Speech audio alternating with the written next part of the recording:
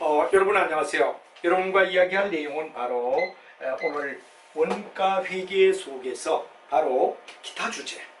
한마디로 말하면 우리가 기타 주제에는 결합 원가란 말이 나오죠. 이 결합 원가는 뭐가 되냐? 동일한 생산 과정에 그 다음에 뭐가 되냐? 그럼 동일한 재료를 사용한다는 얘기가 특징적입니다. 동일한 생산 과정에 동일한 자료를 사용해서 두 가지 이상, 두 종류 이상 뭐가 되냐? 그럼 제품. 두 종류 이상의 제품을 갖다가 만들어낸다. 이게 아주 중요한 이야기가 되죠. 하나의 제품이 아니라 두 종류 이상의 뭐가 되냐 그럼 바로 제품을 만들어낸다.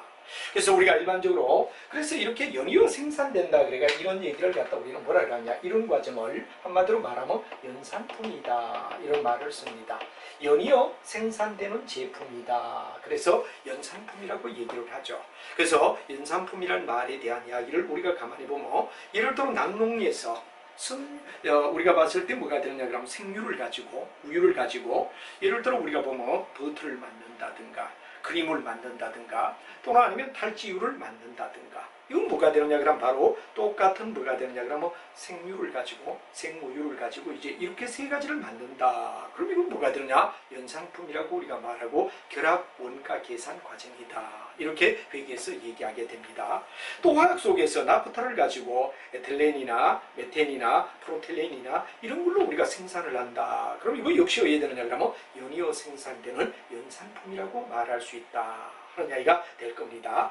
그 다음에 정육에서 뭐가 되느냐 그럼 돼지 한 마리를 잡아가 햄이나 베이컨이나 소세지를 만든다. 그럼 이건 뭐가 되느냐 그럼 바로 우리가 바로 일종의 하나의 연산품이라고 말할 수 있다. 이거죠. 그 다음에 대표적인 예가 정육. 여러분 잘 아는 정유업에서 원유를 가져와서 휘발유나 경유나 경유의 과정 비등점에 의하여 각각 분리한다. 하면 뭐가 되느냐 하나의 바로 연산품을 얘기하는 결합 원가. 서로가 결합이 되어 원가를 계산한다는 개념을 가진다. 이렇게 우리가 말할 수 있을 겁니다. 그래서 우리가 예를 또 여기서 하나 들어본다면 한마디에 소를 갖다가 잡는다라고 얘기를 하죠. 정육점에서. 그러면 이제 어느 시점이 쭉 돼가 가게 되면 바로 소고기가 나오고 고기가 나올 겁니다. 소고기를 갖다 우리가 생산한다고 할 때 고기가 나오고 뼈가 나오고 그 다음 나중 뭐가 나오느냐 가죽이 나올 거다. 그럼 이 세 가지가 이해되느냐 그러면 완벽하게 분리되는 점을 우리는 뭐라 그러냐 그러면 분리점이다. 이 세 가지가 나오는 요 시점이 분리되는 점을 갖다 분리점이라고 얘기를 하자. 이렇게 되죠. 그럼 이 분리점을 경유하면 그때부터는 예를 들어 고기 같으면 고기에다가 뭐 어떤 우리가 예를 들어 비용을 추가한다. 그러면 추가 생산에 대한 추가되는 비용에 대하여는 고기에 대하여 플러스하면 될 거고 그 다음에 우리가 봤을 때 뼈에 대하여 만약에 어떤 뭐 작업을 한다 그럼 그에 대한 가공비를 우리는 더 추가하면 될 거고 그 다음에 만약에 예를 들어 가죽에 대하여 감마를 갖다 우리가 감마를 넣었다 그러면 뭐가 되냐 알파 베타 감마를 넣었다면 이거 더하면 된단 말이야. 그럼 여기서는 뭐가 되느냐 이 분리점 전까지는 뭐가 되느냐 하나의 내용으로 얘기하면 하나의 종합적 성격을 띠고 있다 이렇게 봐야죠. 같이 진행한다 하기 때문에 우리는 종합적이라고 우리가 볼 수 있다 이거죠. 종합적으로 진행이 되고 그다음에 여기 와서는 뭐가 되느냐 D쪽에 가서 분리점이 지나면 개별 원가를 갖다 따지는 개별적으로 이해되느냐 그러면 추가되는 내용이다.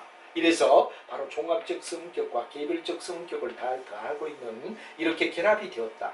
여기까지 같이 결합되어 가지고 계산을 한다. 그래가 특히 종합처럼 나가지만 결합이 되면 나중에 분리점을 지나면 개별적으로 우리가 알파 베타를 넣으면 된다. 이걸 분리점이라고 얘기를 하죠. 그래서 우리가 일단은 뭐가 되느냐 그럼 책에 있는 결합 제품에 대한 연산품의 경우를 갖다 이제 쭉 예제를 우리가 한번 들어봤고 그 다음에 어느 정도 나중 가게 되면 분리되는 이 시점을 갖다 분리점이라고 부른다. 그런 얘기가 중요한 이야기가 되죠. 그래서 분리가 딱 되면서부터 고기와 뼈와 가죽에 의해된다 그러면 우리가 의해된다 그러면 딱 정리가 되고 여기까지는 종합적으로 같이 결합되어 가기 때문에 결합원가 하나의 종합적 성격이다 이거죠. 그러다 나중에 분리점을 지나면 각각 의해된다 개별적으로 갈 수 있다. 그래서 결합원가는 분리점 이전에 발생한 원가 분리점 이전에 발생한 결합 원가라고 불러주며 이 결합 원가는 바로 어떻습니까? 연이어 생산되는 상품, 연산품이란 말이 되죠. 여기에 배분해서 연산품의 원가를 갖다 결정하는 것,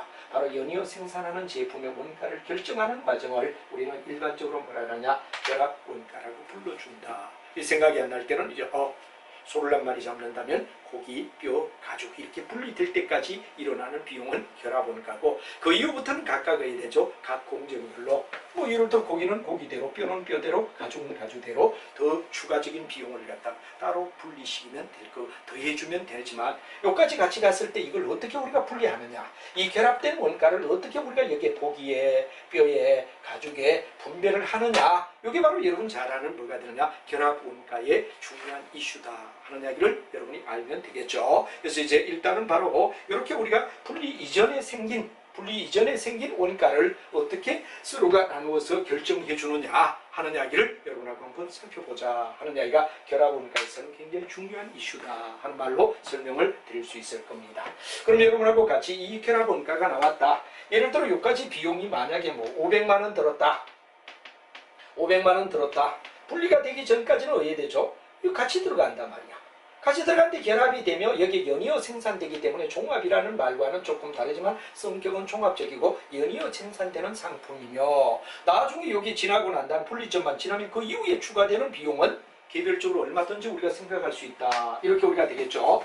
그래서 이제 만약에 요 결합될 때까지 동일한 공정 과정에 동일한 제품을 2개 이상 했는데 그때 그 비용을 같이 결합된 비용을 어떻게 나누느냐 하는 이야기를 우리는 바로 결합원가의 배분이다 그러며 자주 여러분에게 이해를 묻는 문제를 낼 수가 있습니다. 자, 물량 기준이냐, 상대적 판매 가치법이냐, 순현실의 가치냐, 균등하게 나누느냐, 네 가지가 뭐가 되느냐, 바로 소 한 마리를 잡아서 고기와 뼈와 가죽이 분리되는 분리점까지 든 결합원가를 어떻게 배분하느냐 하는 이야기를 같이 한번 살펴보자 하는 이야기가 중요한 이야기가 될 것 같습니다.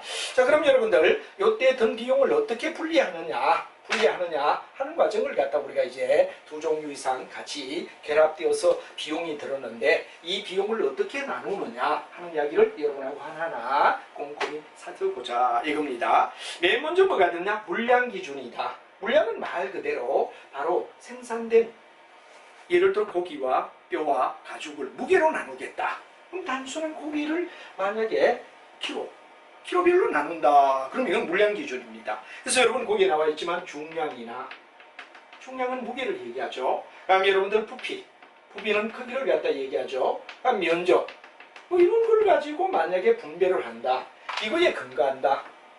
이거는 철저히 뭐가 되는데 그냥 물량 기준에 의한 기준법이다 이렇게 되죠.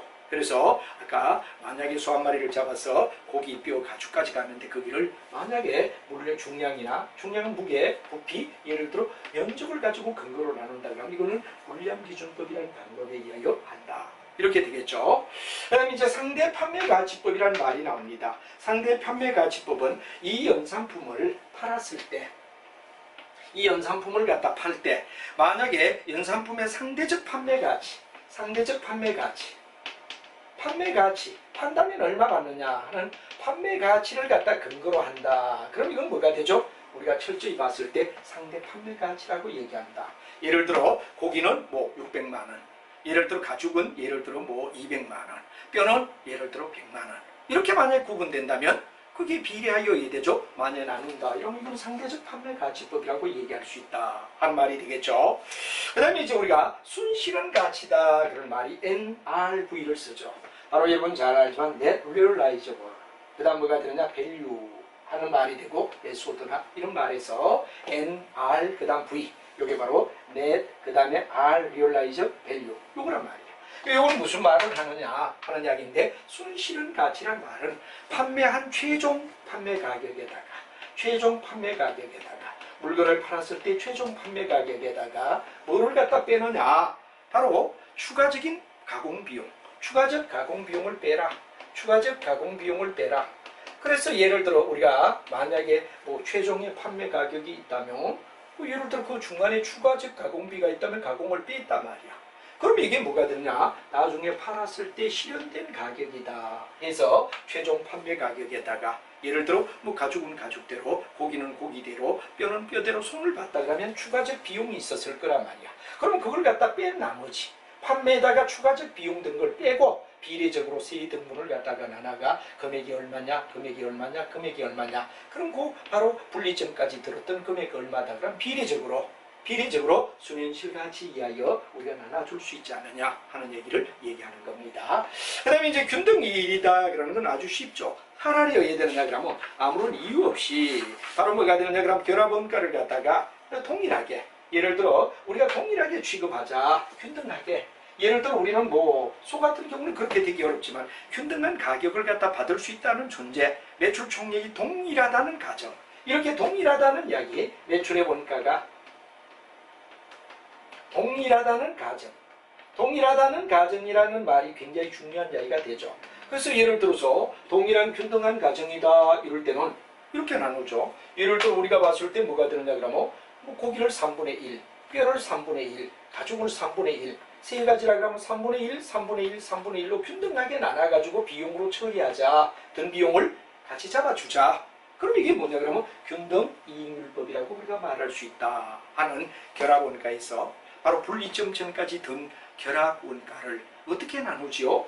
아까 물량 기준, 두 번째는 판매했을 때 가치 기준, 순현실 가치는 바로 판매 가격에다 추가 비용이 들었다 그럴 때 그걸 빼고 우리가 비교하는 거, 그리고 아예 3분의 1, 3분의 1, 3분의 1 매출원가가 동일하다라고 가정하고 3분의 1씩 분배를 한다면 바로 여러분 잘 아는 균등이익률법이라는 말로 쓰는데 이 네 가지 개념을 여러분이 잘 이해를 해주려는 얘기가 아주 중요한 이야기다 하는 말로 설명을 할 수 있다는 걸 이해하시면 되겠죠. 자, 이렇게 우리가 일반적으로 얘기를 하고 다음 두 번째는 원가 조업도 이익 분석이다 하는 말로 이제 넘어가죠. 일반적으로 우리가 봤을 때 원가다, 조업도다, 이익이다 하는 말을 우리가 많이 쓰는데, 물론 공대 학생들의 경우는 많이 이런 이야기, 조업도다, 원가다, 뭐 이런 얘기, 공장에 일어나는 이야기를 너무나 잘 익숙하게 합니다만, 비교적 경상계열 또는 아니면 뭐가 되느냐 그러면 인문계열 학생들이 얘기할 때는 이런 말을 평상시에 잘 안 쓴다 이거죠. 그러다 보니까 회계 쪽에서 이런 말이 나올 때마다 당혹스럽고 또 여러분이 약간은 좀 거부감이 가지만 오늘부터는 차근차근 내용을 정확하게 이해한다 그러는 개념 속에 들어간다면 어렵지 않게 여러분이 이해를 할 수 있다 하는 말을 쓸 수가 있죠. 맨 먼저 우리가 잘 알지만 원가다. 원가라는 말은 바로 뭐가 되죠? 코스트를 얘기합니다. 얼마 비용이 들었느냐 원가가 되겠죠. 그 다음에 조업도다 그럴 때 조업도는 여러분 잘 알지만 보륨이라는 말을 갖다 굉장히 많이 썼습니다. 보륨이다. 보륨은 바로 여러분들 생산량을 얘기하는 보륨, 이런 얘기를 하죠. 그 다음에 이익이다 그럴 때 이익은 여러분 잘 알지만 프로피트다 그런 말을 우리가 씁니다. 그래서 이 세 가지를 갖다 결합한 이야기, 바로 여러분 잘 알지만 뭐가 됩니까? 맨 먼저 나오는 코스트에다가, 그 다음에 뭐가 되느냐 그럼 두 번째 뭐가 되느냐 보륨에다가, 다음 세 번째 프로피트다 그런 약자를 떠서 CBP란 말을 갖다가 쓰고 있다 하는데 자신감을 가져주시는 게 좋습니다. 괜히 영어가 나오니까 정확하지 않은 사람들이 오판하든지 또는 아니면 잘못하면 이게 무슨 말이야 이렇게 오해하든지 잘못하는데, 이 C가 코스트를 얘기하고 V는 볼륨을 얘기하고 P는 프로피트다. 그러니까 우리가 봤을 때 궁극은 뭐가 되죠? 원가, 조업도, 이익 분석이다 하는 말을 CBP라고 얘기한다 하는 말을 우리가 알아두고, 이런 CBP를 갖다가 우리가 논할 때, CBP를 갖다 우리가 얘기할 때, 그러니까 원가와 이익과 그 다음에 조업도 세 가지의 상호관계, 이 세 가지의 상호관계를 갖다가 얘기한다 이렇게 우리가 얘기를 알아두면 되죠. 상호관계가 어떠냐? 바로 C와 V와 P의 상호관계가 어떻게 되죠? 하는 이야기를 논하는 게 CBP에 대한 굉장히 중요한 이야기다 하는 말이 되겠죠. 그럼 이런 CBP를 갖다 우리가 얘기할 때 책에 나와 있지만 우리는 뭐가 되느냐 그러면 각각의 경우를 가정하자 이거죠. 어떻게 가정하느냐? 자, 일단 맨 먼저 1번을 보면 모든 원가는 변동비와 고정비로 구분한다 그랬어요. 그래서 우리가 변동비, 고정비 이 두 가지로만 구분할 수 있다. 변동비는 여러분 잘 알지만 뭐가 됩니까? 생산의 비례적이다 이렇게 얘기하면, 바로 고정비는 변하지 않고 그대로 가는 거. 예를 들면 우리가 조금 이따 손익분기점 얘기하지만 보륨을 여기고 코스트를 여기 놓고 비용을 놓았을 때 생산 보륨과 관계없이 일정하게 들어가는 이야기. 뭐 많이 여러분하고 이미 옛날에 앞쪽에 마케팅 할 때 또 얘기 나와가 손익분기점 뭐 이런 얘기 나왔죠.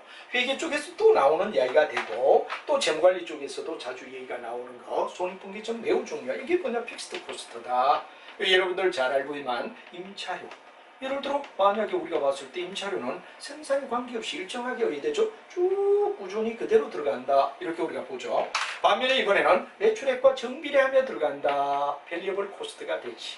밸리어블 코스트가 뭐가 되느냐? 판매를 얘기하는 이야기다. 이렇게 되죠. 변동비를 나타낸다. 이거는 매출액이 하나일 때, 두 개일 때, 세 개일 때 따라 각각 달라지는 거.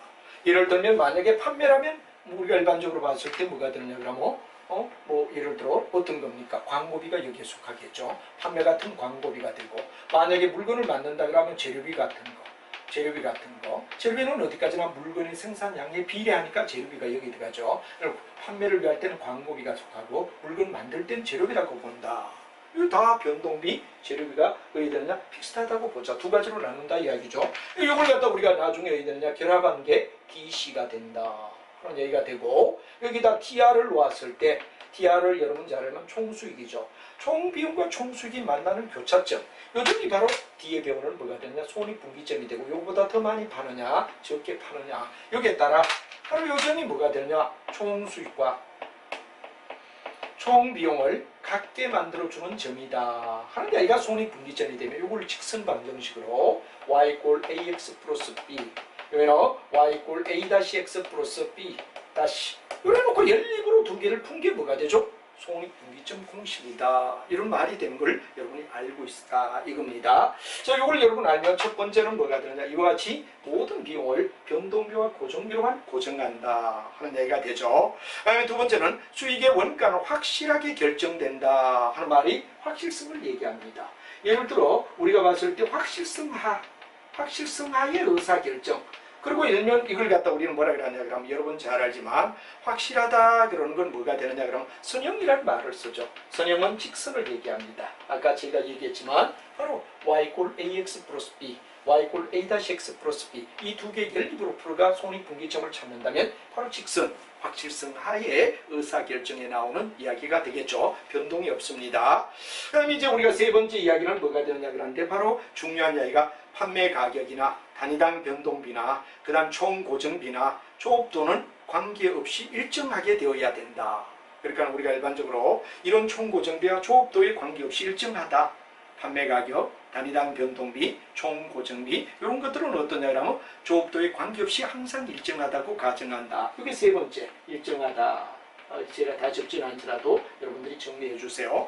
네 번째 가게 되면 네 번째는 단일 상품을 판매하거나 복수 판매를 해도 매출은 어떠냐면 일정하다. 매출의 배합이 단일이냐 복수냐 이런 걸 갖다 우리는 일일이 의해야 되느냐 그거 구분하지 않고 일정하다고 보자 하는 말이 되고, 재고 수준은 항상 같다. 예를 들어 생산하면 다 판매가 된다라고 보자 하는 얘기가 되죠. 그 다음에 분석 기간 동안에 화폐 시간 가치, 화폐 시간 가치라는 말은 바로 인플레이라든가 금리가 달라지는 걸 얘기하는데, 이거는 똑같이 의해야 되느냐 같다라고 하고 무시하자 이런 말이 되죠. 단 원가에 영향을 미치는 요인은 무조건 조업도로 본다 하는 말이 중요한, 조업도로만 본다 하는 이야기. 요 6가지 여러분들 중요한 이야기 7가지를 쭉 우리가 정리해서 똑같이 봐야 된다는 얘기가 중요한 이야기가 될 겁니다. 다시 한번 얘기하면 뭐가 되느냐, 모든 원가 변동비와 고정비는 분리된다. 두 가지로만 분리된다. 세 번째로 확실성하의 의사결정을 갖다 내린다고 보자. 그리고 판매 가격이나 단위당 변동비나 총 고정비는 조업도와 관계없이 항상 픽스하다고 보자 이런 얘기가 되고, 그 다음에 판매를 할 때는 단일 판매를 하는지 복수 제품을 판매하는지 매출의 배합은 항상 의되느냐 똑같다고 보자 이렇게 되죠. 그 다음에 재고 수준은 항상 일정하다. 예를 들어 생산량과 판매량이 어디에 되느냐 일정하다고 우리가 보자 이런 얘기가 되죠. 그리고 분석 기간에 있어서 화폐 시간 가치는 무시한다 이런 얘기가 되고, 그 다음에 원가에 영향을 미치는 것은 조업도 뿐이다 하는 이야기를 우리는 생각해 주자 하는 이야기가 바로 가정 조건의 매우 중요한 이야기라고 설명한다는 얘기가 되겠죠. 이런 가정 속에 공헌이익과 공헌이익률에 대하여 우리가 살펴보도록 하겠습니다. 자, 그러면 이제 우리가 일반적으로 봤을 때 이런 개념 속에서 우리가 보는데, 맨 먼저 여러분과 함께 매출액이 어떻게 구성되느냐에 대한 공헌이익이라는 얘기가 나오는데, 미리 우리가 책 떠나서 한번 상식적으로 구분을 하고 책 속에 정리를 하는 쪽으로 진행하도록 하죠. 그럼 여러분과 함께 이제 조업도에 대한 이야기, CBP에 대한 이야기는 이제 어느 정도 이야기를 쭉 했고, 가정도 7가지를 우리가 쭉 나눠봤고, 그 다음에 이제 여러 가지 비용에부터 손익분기점에 대한 개요까지 연결을 하며 쭉 한번 살펴봤습니다만, 한 번 더 책 속에서 내용을 정리하며 한 번 더 정리를 하기 위하여 전체적인 이야기를 갖다 먼저 한번 비용에 대한 이야기를 살펴보도록 하자, 이런 얘기가 되겠습니다. 자, 여러분하고 같이 살펴본다면 우리가 일반적으로 매출액이 났다, 물건을 팔았다 이거죠. 매출액이 일어났다. 매출액은 어떻게 구성이 될 수 있느냐를 우리가 살펴보자 이겁니다. 매출액은 잘 알지만 변동비에다가 우리가 판매에 따른 어떤 하나하나 변동비, 그 다음에 이제 고정적으로 들어가는 고정비, 픽스드 코스트다. 비용에는 변동비와 고정비만 둘 있다라고 가정을 한다라고 우리가 앞에서 말했죠. 매출액에는 고정비와 변동비란 2가지만 있다라고 보자 이랬습니다. 그럼 여기다가 뭐가 되느냐? 이익을 갖다 내게 되면 바로 이게 뭐가 되느냐? 그럼 프로피트, 여러분이 잘 아는 이익이 나오게 된다.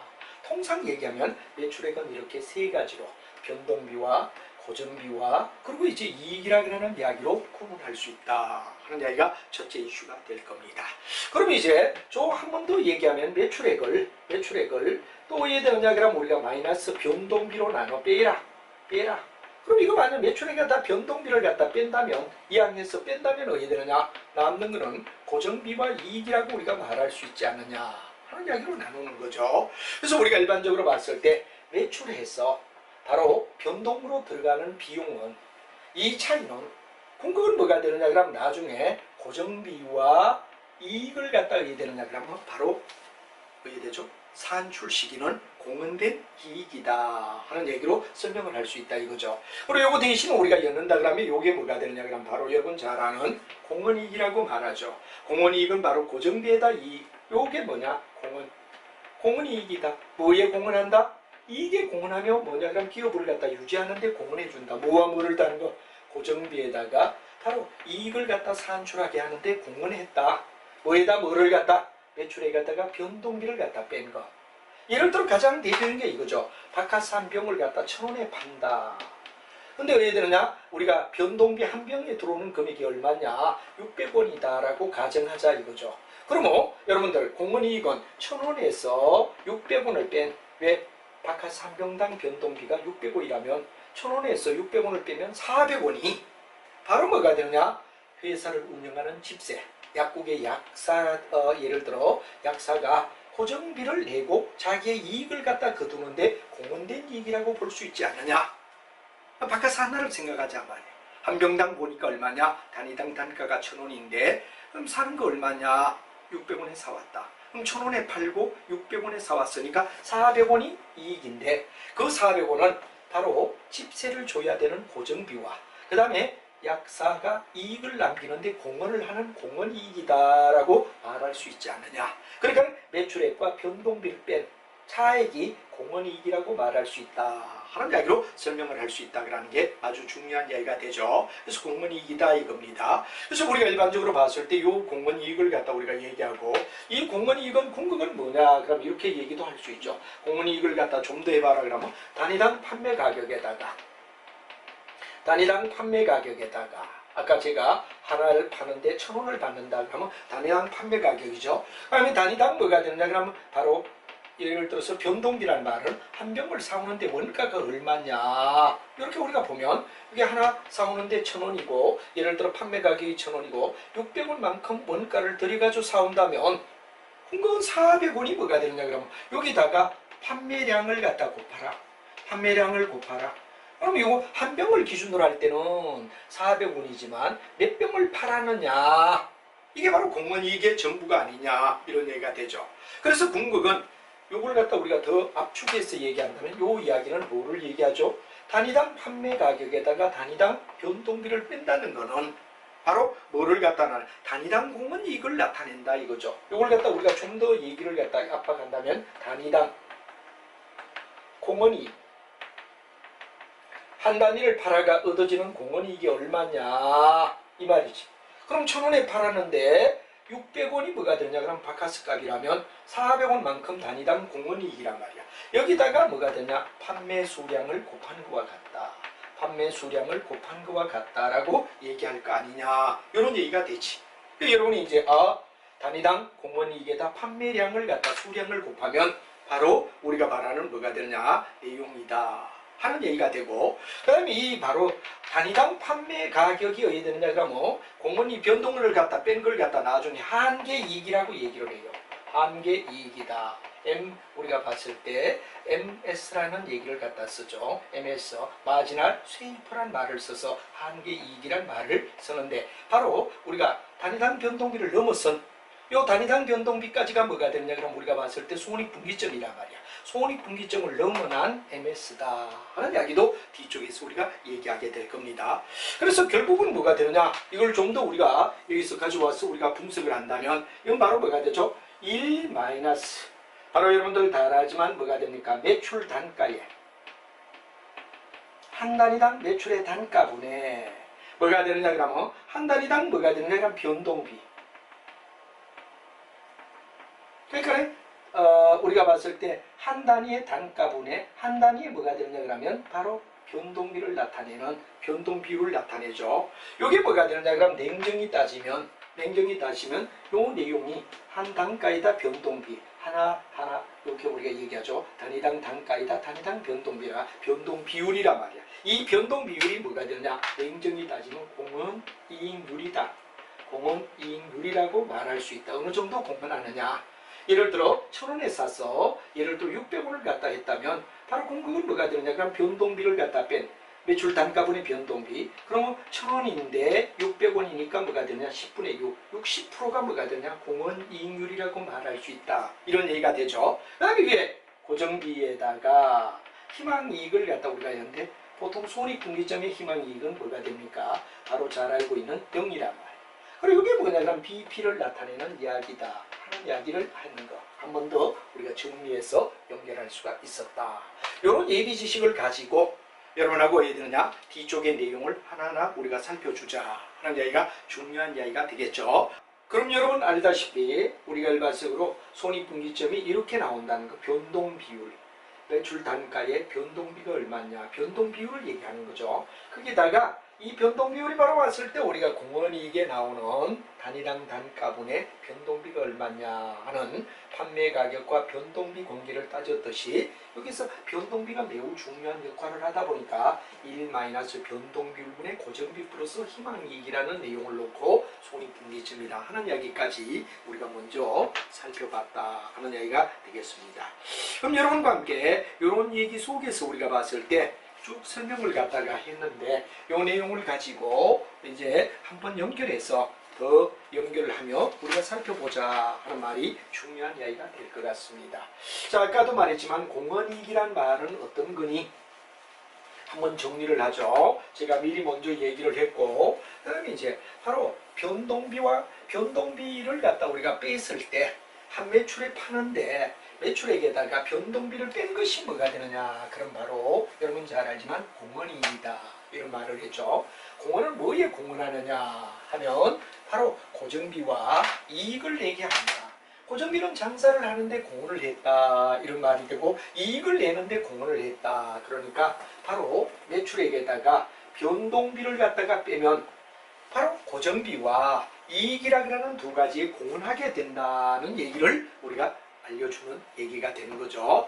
그래서 이제 여러분들과 함께 그 내용을 우리가 보면 공헌이익률은 어떠냐, 공헌이익은 어떠냐, 그런데 바로 공헌이익은 정리를 해본다 그러면 앞에 했던 이야기를 가만히 복습해 보죠. 바로 고정비를 장사하는 데 드는 고정비와 이익을 갖다가 내게 하는데 공헌을 한다 이런 얘기가 되는 거죠.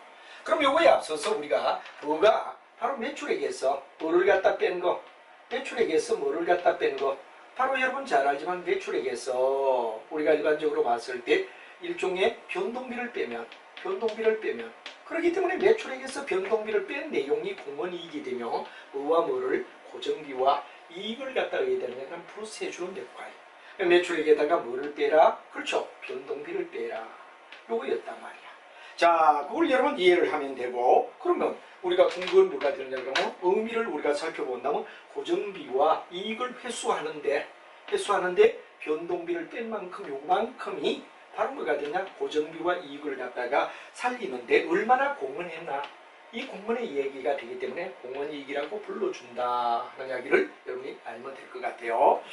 자, 그 다음에 이제 우리가 봤을 때 매출액은 바로 파는 얘기가 되는데 판매량과 단위당 판매 가격 이걸 갖다 곱하면 매출액이란 말이야.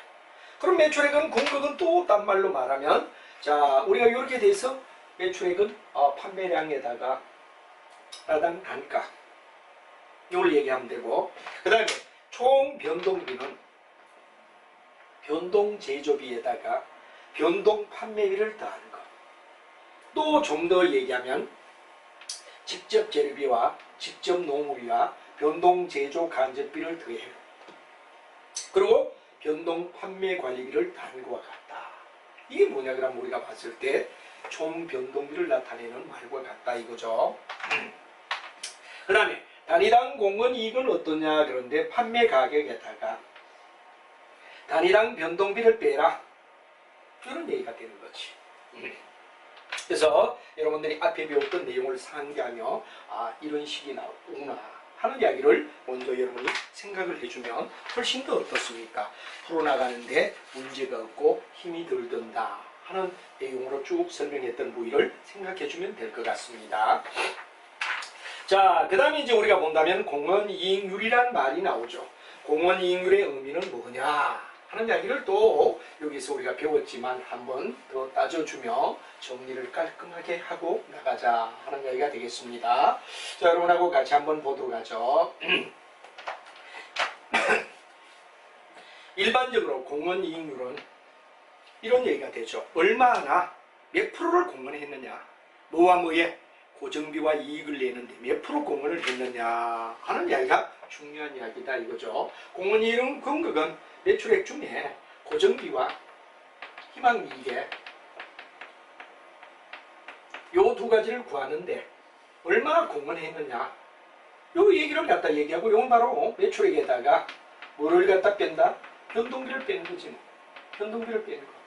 예를 들어 1,000원짜리 박하스인데 한 병에 600원에 사왔다. 그럼 400원만큼 이익을 갖다가 고정비와 희망이익을 거두게끔 하는데 공헌했다는 얘기가 되는 거죠. 이걸 갖다 얘기한다 그런 얘기가 되고 궁극은 이게 공헌이익률을 갖다 우리가 얘기하라 그럴 땐 매출액에다가 바로 공헌이익을 얘기하는 거죠. 공헌이익은 바로 딴 말로 말하면 이거란 말이에요. 매출액에다 변동비를 빼는 걸 얘기한다. 이렇게 되죠. 그럼 궁극은 뭐가 되느냐? 만약에 이익률을 얘기하라 그러면 단위당 판매 가격. 자, 한 병에 얼마 받느냐? 단위당 판매 가격이란 말이야. 그 다음에 단위당 공헌이익은 예를 들어 600원이다. 그럼 400원이 뭐가 되느냐? 그럼 단위당 뭐가 됩니까? 단위당 바로 우리가 봤을 때 뭐가 되느냐? 공헌이익을 얘기한단 말이야. 즉 1,000원에서 600원을 빼면 400원이 1,000원분의 400원이 매출액분에 뭐가 되냐? 공헌이익을 나타내는 공헌이익률이라고 말할 수 있다 하는 말을 우리가 써주는 거 알아두면 되죠. 그 다음에 변동비율을 얘기하라. 그런데 변동비는 바로 매출액분의 변동비를 얘기하는 거죠. 매출액분의 변동비를 우리가 나타낼 때 이게 변동비율이다 이렇게 얘기하지. 매출액분의 변동비를 갖다 얘기한단 말이야. 그럼 이 말은 다른 말로 얘기하면 뭐가 되느냐? 단위당 판매 가격에다가 단위당 판매 가격분에 뭐를 갖다 나타내느냐? 단위당 변동비. 요걸 갖다 나타내는 게 뭐가 되느냐? 단위당 판매 가격에 단위당 변동비가 의해되느냐? 요가 바로 변동 비율을 나타내는 이야기다 하는 말을 우리는 알 수 있죠. 그럼 궁극은 뭐가 되느냐? 공헌이익에다가 변동 비율을 더한 게 뭐가 되죠? 1이다. 우리 충분히 이해를 하죠. 그래서 바로 아까 얘기하던 이야기 속에서 공헌이익률에다가 변동 비율을 둘을 더하면 이게 바로 1 아니냐? 맞는 말이죠. 이걸 갖다 우리가 충분히 이 과정 속에 이해를 하면 이해가 된다는 얘기로 설명을 할 수가 있을 겁니다. 그죠? 그래서 이걸 갖다 우리가 충분히 이해를 해주고, 그 다음에 이제 여러분과 함께 한 번 더 손익분기점에 대하여 우리가 등식을 내고, 그 다음에 손익분기점이 뭐가 되냐 그러면 바로 나오는 여러 가지 공헌이익률이라든가 이런 것들을 한번 살펴보도록 하자, 이런 얘기가 되겠습니다. 자, 그럼 여러분 알지만 자, 손익분기점에 의해 되느냐 그러면 분석점과 그 다음에 등식과 뭐가 되느냐 그러면 공헌이익이라는 법에 대하여 내용을 살펴보도록 하자, 이런 얘기가 되죠. 자, 그럼 여러분들 손익분기점을 갖다 우리가 얘기한다 그럴 때 손익분기점은 바로 여러분 알지만 아까 수식을 얘기할 때도 했죠. 바로 등식을 가지고 우리가 따져보자 이겁니다. 바로 매출액은 뭐를 더한 거죠? 변동비와 고정비를 더한 거다. 그럼 판매량에다 단위당 판매 가격을 더하고, 그 말은 판매량에다가 단위당 변동비와 고정비를 더한 것과 같다. 그럼 매출액은 궁극 매출액 곱하기 변동비를 곱하기 고정비와 같고, 이 중에 공헌이익은 바로 고정비다. 그리고 판매량의 단위당에다가 고정비가 되고 매출액에다 공헌이익률을 곱하면 고정비가 된다는 얘가 등식에서 나오는 이야기다 하는 이야기도 우리가 앞에 했던 이야기를 쭉 보며 책으로 체크를 하면 되고요. 그래서 손익분기점의 판매량은 단위당 공헌이익에다가 한 단을 팔았을 때 공헌이익이 얼마나 공헌했느냐 이거죠. 여기다 고정비를 놓아라. 이 고정비를 놓는 게 뭐가 되느냐 그러면 바로 궁극은 공헌이익이라는 말이 되고, 매출액이 될 때는 뭐가 되느냐, 밑에다가 단위당 공헌이익률에다가 뭐를 갖다 우리가 나누느냐 그러면 바로 고정비를 나눠라. 이게 뭐가 되느냐 그러면 바로 우리가 중요한 뭐가 되느냐, 공헌이익의 등식을 얘기하는 내용이다 하는 말로 설명을 할 수가 있었다는 이야기가 되겠습니다.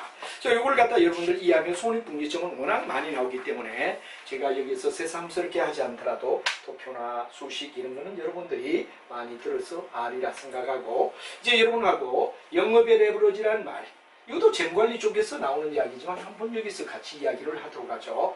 바로 영업의 레버리지라는 말은 고정비가 어느 정도 상대적이냐, 고정비가 차지하는 비율, 고정비가 클수록 왜 되느냐, 영업 레버리지는 크다.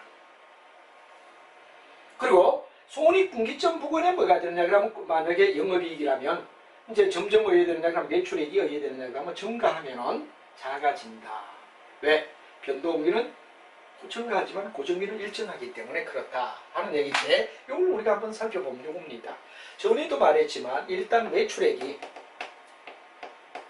자, 일반적으로 뭐를 내기 위하여, 그렇죠, 순이익을 내려면 영업이익을 내려면 이렇게 돼야 되죠. 영업이익을 내려면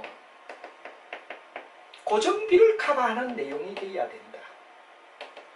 이게 바로 어디에 되느냐, 영업의 레버리지라고 얘기를 했죠. 영업하는데 굉장히 영향을 주는 이야기다. 그 다음에 영업이익이 순이익을 내는 데는 뭐가 또 중요한 변수냐, 이자란 말이야. 이자나 세금을 갖다가 내지 못하면 곤란하다 이거죠. 이자나 세금을 내야 된다는 얘기가 되겠지. 이게 뭐가 되느냐, 여러분들 잘 아는 뭐가 되느냐, 이게 바로 여러분 잘 아는 재무 레버리지다 이렇게 얘기하죠. 그래서 영업의 레버리지와 재무의 레버리지를 곱하면 뭐가 되느냐, 결합 레버리지다 하는 이야기까지, 이 얘기가 뭐가 되느냐 그러면 중요한 이슈가 된다는 얘기가 되겠죠. 여기까지 이야기로서 영업 레버리지는 바로 BEP 부분은 어떻습니까? 가장 크다 그랬죠.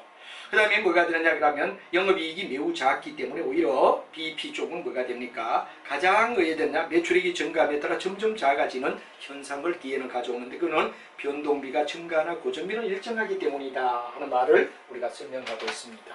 자, 그래서 이 표를 생각하며 정리를 한번 깔끔하게 해준다면 전체적인 영업 레버리지까지, 그리고 영업 레버리지 다음 뭐가 되냐, 바로 여러분 잘 아는 재무 레버리지, 재무 레버리지까지 하면 바로 여러분 잘 아는 뭐가 됩니까? 이 결합 레버리지는 영업 레버리지에다가 곱하기 뭐가 되냐, 바로 재무 레버리지를 갖다 우리가 해줘라. 재무 레버리지를 갖다 우리가 더하면 곱해주면 뭐가 되느냐, 바로 결합 레버리지가 된다 하는 이야기를 우리가 설명할 수가 있다는 게 아주 중요한 이슈가 된다는 얘기가 되겠습니다. 이렇게 해서 우리가 바로 여러분 13절에 나오는 뭐 기타 원가와 결합 원가에 대한 이야기, 그리고 손익분기점, 공헌이익률 이런 이야기를 꼼꼼하게 한번 정리해주고 여기는 한 번쯤 정리를 말끔하게 해줄 필요가 있다는 이야기를 드리며 이제 여러분과 함께 다음에는 14절의 이야기를 여러분하고 만나서 이야기하도록 하겠습니다. 여러분 매우 수고했습니다.